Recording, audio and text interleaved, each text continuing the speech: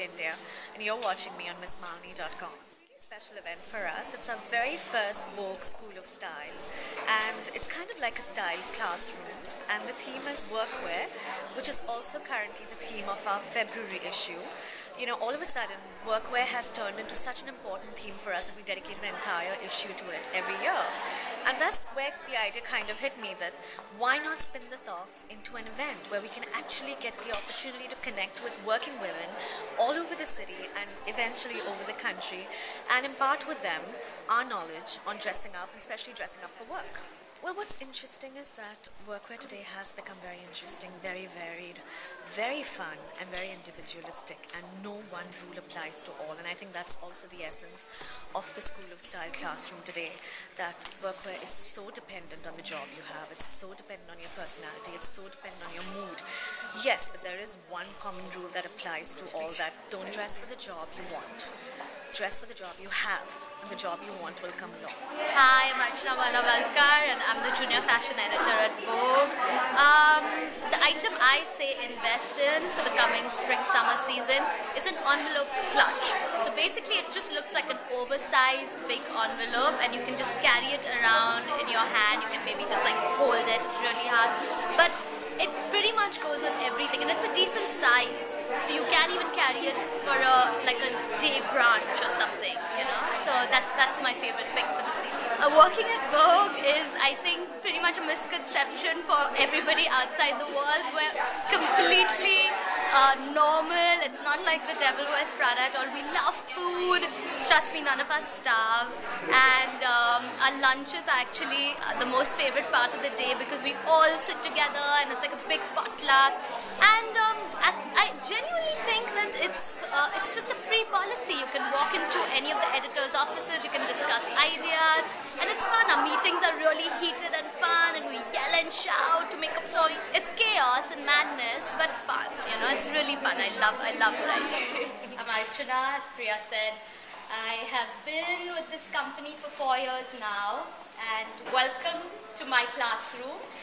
Today I'm going to teach you all about everything you need to know about workwear. I have been with this company for 4 years. I've styled countless shoots. I've been to many fashion weeks. But I'm here to answer just one simple question. What do I wear to work today? Now, we all know how important work is in our lives today. We wake up every morning and dress in our battle gear, ready to tackle our meeting and yell at our boss if we have to. But do we look as confident and invincible as we feel? Well, we're here to learn that today. We're going to make your work wardrobe work as hard as you do.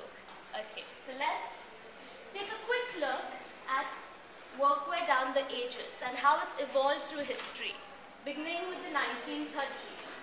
Well, this was the post-depression period, and it was really conservative back then. Of course, hemlines were low, and shoulders were really sharp, so you looked sharp and clean. The 1940s, men were at war and women took their places at work. So clothes became more practical and slimmer. You had pockets and details like epaulets and buttons.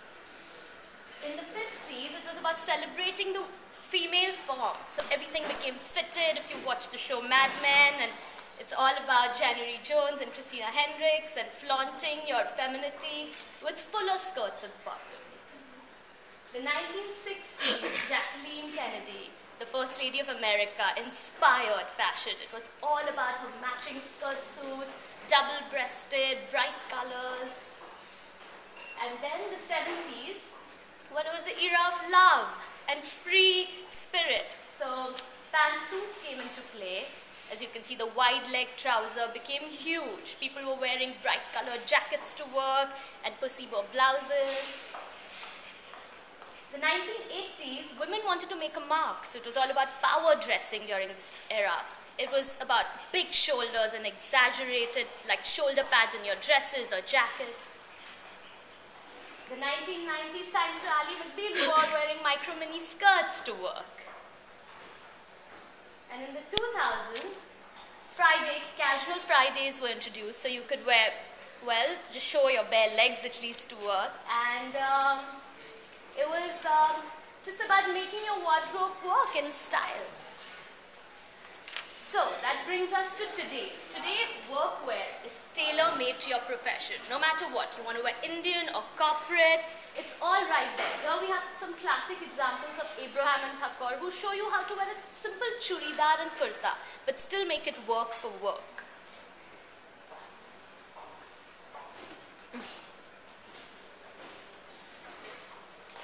Now, coming to one of the assignments today for the class. Pick your favorite celebrity, okay? It's not, you don't have to be a celebrity to look like one, but we are going to make you channel their style, and this could be you at the end of class today.